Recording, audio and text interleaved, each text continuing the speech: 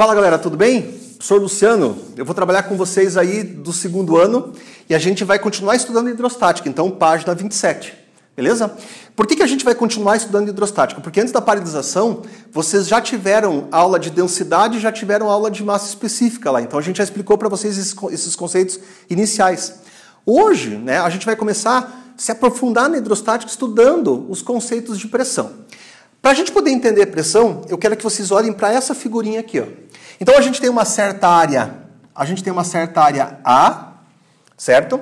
E eu apliquei uma força normal a essa certa área.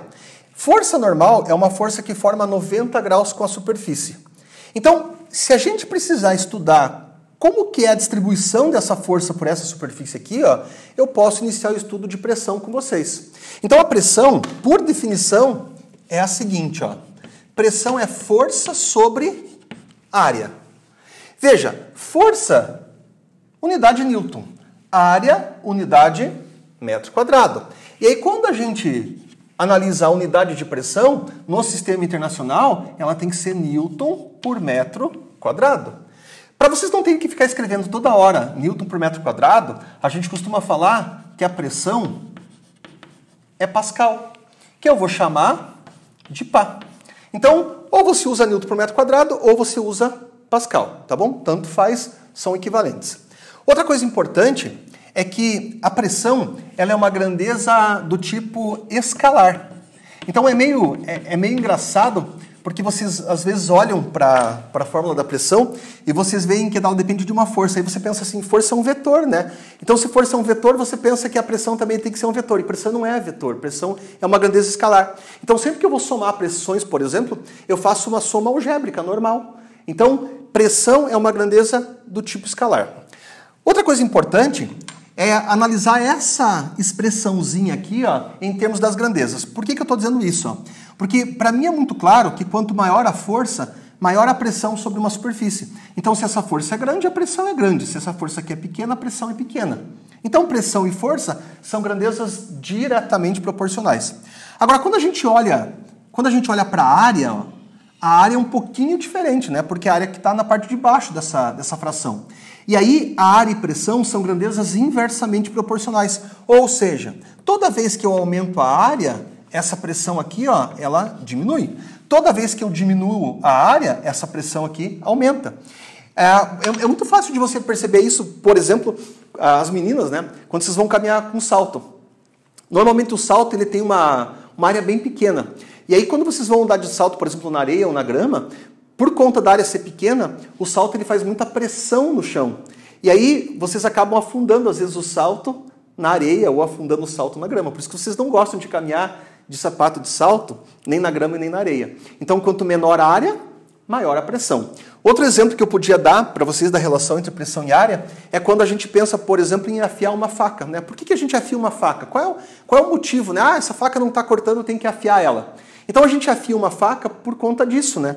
Toda vez que você pega essa área aqui e você diminui ela, você está aumentando a pressão. Então a gente afia a faca, né, para aumentar a pressão sobre a superfície. Tudo bem? Então uma relação, meus queridos, bem tranquila, bem simples de usar, só tomar bastante cuidado com as unidades do sistema internacional, porque força quase sempre está em Newton, né? A gente não precisa se preocupar muito. Agora essa área aqui, ó, vocês têm que se preocupar. Por quê? Porque às vezes ela aparece em centímetro quadrado, às vezes ela aparece em milímetro quadrado, né? Mas a unidade correta para ela tem que ser um metro quadrado. Então, dividindo a força pela área, a gente encontra a pressão. Bom, aí você deve estar pensando assim, tá, professor, então eu estou estudando como que a força se distribui aqui por uma determinada superfície e fazer o cálculo da pressão. Mas quando a gente pensa em líquido, como é que faz para fazer esse cálculo? Então, vem aqui, eu vou mostrar para vocês. Pressão de uma coluna líquida, galera, também é conhecida como lei de Stevens. Para a gente poder calcular a pressão de uma coluna líquida, eu vou ter que pegar essa expressão aqui, ó, e vou ter que dar uma trabalhada nela com vocês. De que maneira? Então vamos lá. Imagine aqui um recipiente, certo? Esse recipiente está cheio de um certo líquido.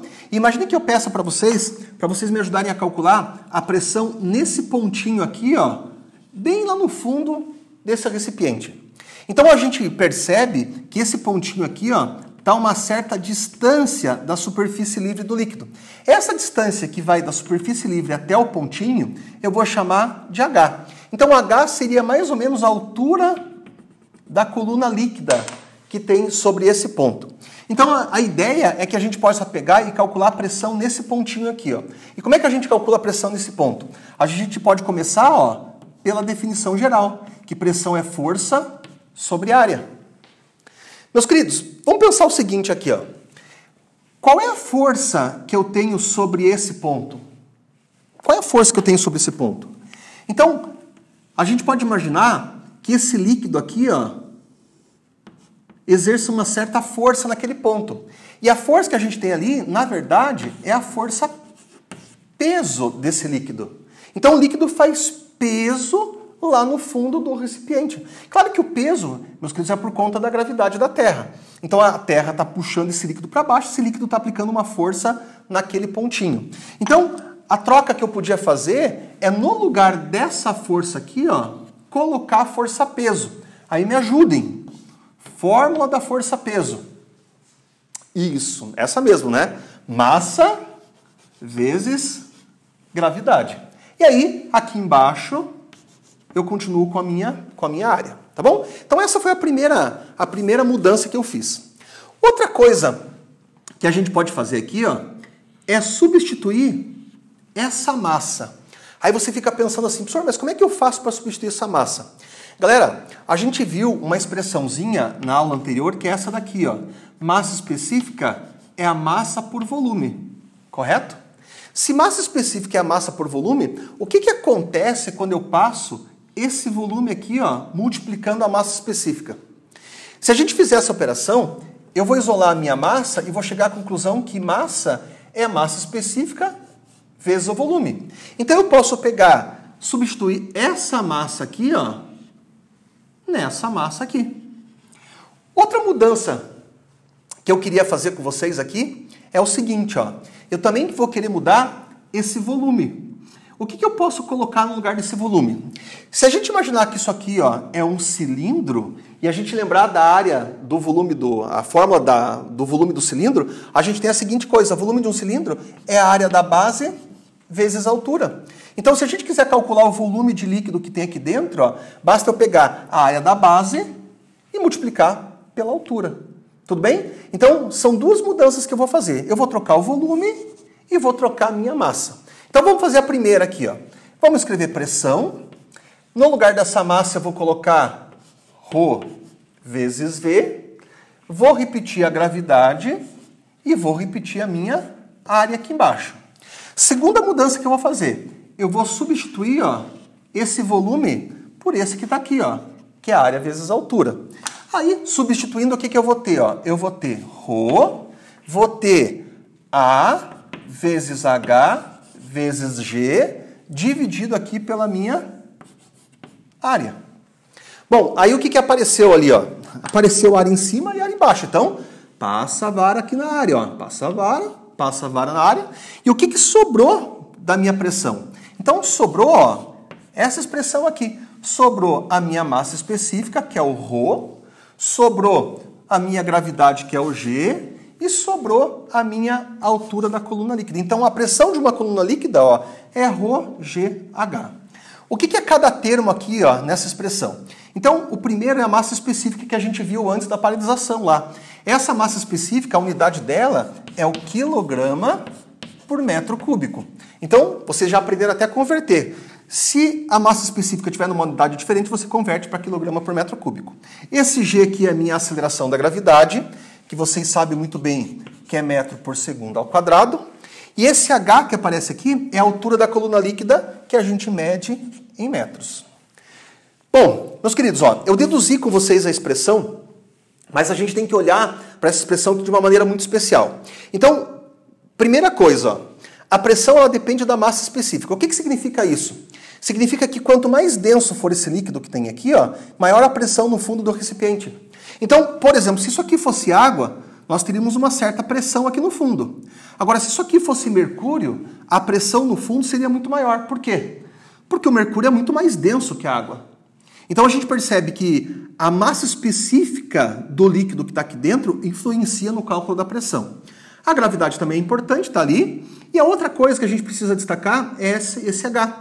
Então, quanto maior a altura da coluna líquida, maior vai ser a pressão aqui no fundo. Então, isso é uma coisa que vocês do dia a dia já sabem muito bem. Você pode ver, quando a gente vai mergulhar, você não pode descer no oceano lá até onde você quiser. Então, existe um limite para o corpo resistir à pressão da água. Então, quanto mais você desce na água, quanto mais fundo você mergulha, maior vai ser a pressão, porque essa altura da coluna aqui ela vai aumentando. Então, quando a gente mergulha, a pressão ela aumenta com a profundidade. Então, o nosso corpo resiste até uma certa pressão, por isso que a gente não pode mergulhar até a profundidade que a gente quer. Então, cuidar bastante na relação entre essas grandezas, porque isso aqui é muito importante. Outra coisa que eu queria destacar com vocês, né? Olha aqui para mim, ó, gruda o olho aqui no quadro, que é importante. Imagine que eu pegue dentro desse líquido aqui, ó, 2 pontinhos, ó. Aqui, ó. E esses pontinhos, eles estejam no mesmo nível. Quer dizer, mesmo nível significa que a distância deles até a superfície é a mesma. Então, se esse aqui fosse um pontinho, por exemplo, X, e esse aqui fosse um pontinho Y, o que eu podia afirmar da pressão desses 2 pontos ali com vocês? Bem fácil, galera. Se esses pontos estão no mesmo nível, estão no mesmo líquido, eles têm que ter a mesma pressão. Então, eu posso falar para vocês que a pressão no ponto X é igualzinha à pressão no ponto Y. Tudo bem? Mesmo nível, mesmo líquido, mesma pressão. Aí você pode perguntar assim, tá, professor, eu entendi lá o que o professor fez, né? Primeiro o professor definiu aqui uma fórmula geral para a pressão, que é a força por área, né? Que estuda a distribuição de uma força numa determinada superfície. E depois o professor ensinou como é que calcula a pressão de uma coluna líquida. Agora eu fico perguntando o seguinte, professor, não tem uma outra coisa, uma outra pressão aqui na parte de cima desse líquido? Tem, galera. Tem uma pressão aqui em cima. Então, se esse recipiente está aberto, nós temos uma coluna de ar em cima daquele recipiente. Essa coluna de ar, galera, é por conta dos gases que envolvem a Terra, né? É por conta da atmosfera da Terra. Então, nós temos uma pressão atmosférica aqui em cima. Então, eu vou mostrar para vocês como que a gente faz para somar essa pressão adicional que tem aqui por conta da atmosfera, tá bom? Mas para a gente poder entender que pressão que tem aqui em cima, vocês têm que entender como que a pressão foi feita, né? Como é que foi, não como foi feita, mas como que a pressão foi calculada, né? Como é que a gente aprendeu a calcular a pressão para somar esse outro termo aqui, ó, que é a pressão atmosférica. Então eu vou mostrar para vocês uma experiência muito famosa chamada experiência de Torricelli. Me acompanhem ali. Para a gente poder determinar a pressão atmosférica, a gente tem que se basear num cálculo que foi feito lá atrás, né, por um sujeito chamado Torricelli. Então, a ideia do Torricelli era poder provar a existência da pressão atmosférica e, além de provar essa existência, você aprender a calcular ela, determinar o valor dessa pressão. E aí, a gente tem que lembrar uma coisa bem interessante que é o significado de medir. Então, o que é medir? Quando o cara propõe que ele vai medir a pressão atmosférica, como é que ele faz isso? Então, medir, galera, é comparar. Então, a ideia do Torricelli foi comparar a pressão atmosférica com alguma coisa. E a experiência que ele usou foi uma experiência, até certo ponto, bem interessante. Então, acompanhe comigo aqui o que ele fez. Ó. Então, ele pegou um tubo de mais ou menos 1 metro de comprimento e encheu esse tubo aqui, ó, de mercúrio. Então, aqui dentro, ó, tá cheio de mercúrio. Aí ele pegou um outro recipiente, dessa maneira aqui, ó, e também encheu esse recipiente aqui, ó, de mercúrio. Aí o Torricelli pegou e emborcou esse tubo aqui, ó. Emborcar é fazer o quê? É virar de cabeça para baixo. Quando o Torricelli virou esse tubo aqui, ó, dentro, e teve essa configuração aqui, ó, ele percebeu que uma parte do líquido que estava aqui dentro, né? Lembra que esse tubo aqui tinha 1 metro. Uma parte do mercúrio que estava aqui dentro, ele vazava. Então ele descia e atingia um certo nível. E ele ficou pensando a respeito do que aconteceu aqui. Ó. Bom, como não entrou ar aqui e esse recipiente era todo cheio de mercúrio, aqui ficou vácuo. Aqui ficou vácuo. E aí, ele mediu essa altura da coluna de mercúrio e encontrou 76 centímetros. E ficou pensando por que estabilizou nesse nível. Conseguiram imaginar comigo o que aconteceu aí? Bom, se vocês não conseguiram, olhem para cá que eu vou explicar para vocês. Então ele pensou assim, ó, quem que está fazendo pressão na superfície livre do líquido aqui? Ó? É a coluna de ar da atmosfera. Então essa aqui é a pressão atmosférica. Então ele pensou e chamou esse pontinho aqui, por exemplo, de X. Aí ele imaginou o mesmo ponto aqui, ó, no mesmo nível, e chamou de Y. Então ele pensou assim, quem que faz pressão no ponto X? É a pressão atmosférica. Né? Quem que faz pressão no ponto Y? É essa coluna de 76 centímetros de mercúrio. Então, peraí, se o ponto X e o ponto Y estão no mesmo nível, esses dois pontinhos eles têm que ter a mesma pressão. Então, Torricelli pensou assim, ó, que a pressão em X e a pressão em Y são iguais. Agora, quem que é a pressão em X? A pressão em X é a pressão atmosférica. E quem que é a pressão em Y? É o equivalente a uma coluna de mercúrio de 76 centímetros. Ou seja, ele está dizendo que toda a pressão que essa camada de gases faz na superfície da Terra, né, que ele chamou de pressão atmosférica, é equivalente a uma coluna de 76 centímetros de mercúrio. Então, olha que interessante, ele conseguiu comparar a pressão atmosférica com a pressão que uma certa coluna líquida faz num ponto. Então, aqui pressão atmosférica, aqui a pressão de uma coluna de 76 centímetros de mercúrio. Galera, centímetro de mercúrio não é uma unidade do sistema internacional. Se fosse no sistema internacional, o que a gente tinha aqui? Ó? A gente tinha que a pressão atmosférica equivale a 1 vezes 10 à quinta Pascal. Então, você pode usar centímetro de mercúrio, uma unidade usual, ou você pode usar para pressão atmosférica 1 vezes 10 à quinta Pascal, que é no sistema internacional. Então veja que interessante, ó. Primeira coisa, a pressão atmosférica, galera, diminui com o aumento da altitude. Isso também é fácil de você perceber. Por que é fácil? Então, quando a gente está no nível do mar, você tem uma certa coluna de ar sobre a sua cabeça, certo? Se você sobe, por exemplo, da praia e vem aqui para Curitiba, você aumentou a tua altitude. Então, se você aumenta a tua altitude, a coluna de ar, a altura dessa coluna de ar sobre a sua cabeça, ela diminui. E se essa altura da coluna de ar sobre a sua cabeça diminui, a pressão também diminui. Então, interessante é você perceber que se esse experimento aqui ele foi realizado, se ele for realizado ao nível do mar, essa altura aqui, ó, ela vai ter um valor. Se essa experiência for realizada numa cidade com altitude maior, essa coluna aqui, ó, vai ser menor. Então, quanto maior a altitude, mais baixa é esse nível aqui. Ó. Então, se você realizasse essa experiência numa cidade onde a altitude fosse maior, essa altura da coluna de mercúrio aqui ia diminuir. Outra coisa importante, meus queridos, é o seguinte, ó. Se outro líquido menos denso fosse usado, a altura da coluna líquida seria maior. Então veja, o Torricelli, ele usou para fazer essa experiência aqui, ó, mercúrio. E com mercúrio, ele conseguiu esse nível aqui de 76 centímetros. Por exemplo, galera, se ele usasse um líquido menos denso aqui, ó, ele precisaria de uma coluna maior para compensar a pressão atmosférica.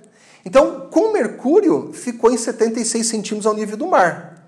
Se, galera, ele usasse um outro líquido, essa altura aqui da coluna seria muito maior. Por exemplo, né, se o Torricelli tivesse usado água,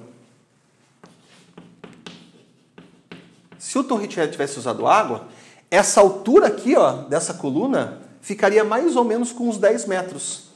Então, a pressão atmosférica, galera, equivale também a 10 MCA. O que é 10 MCA? 10 metros de uma coluna de água. Então, a gente vê muito essa unidade aqui, ó, de pressão em embalagem de chuveiro, por exemplo, né? MCA. Agora, você sabe o que é MCA. Então, vamos lá. O que é MCA? Metros de uma coluna de água. Então, com mercúrio, né? Com mercúrio, ficou em 76 centímetros. Se ele tivesse feito com água, a altura da coluna ficava mais ou menos de 10 metros. Tudo bem? Outra coisa importante, para a gente finalizar isso daqui. Agora, vocês sabem me dizer quanto é a pressão, por exemplo, nesse ponto X aqui. Ó. Então, eu tenho o recipiente, eu quero saber quanto é a pressão nesse pontinho X. Então, quantas coisas fazem pressão nesse ponto X? A primeira coisa que faz pressão nesse ponto X aqui, ó, é essa coluna aqui, ó, essa coluninha aqui de líquido. A segunda coisa que faz pressão nesse ponto, pelo fato do recipiente estar aberto, é a pressão atmosférica.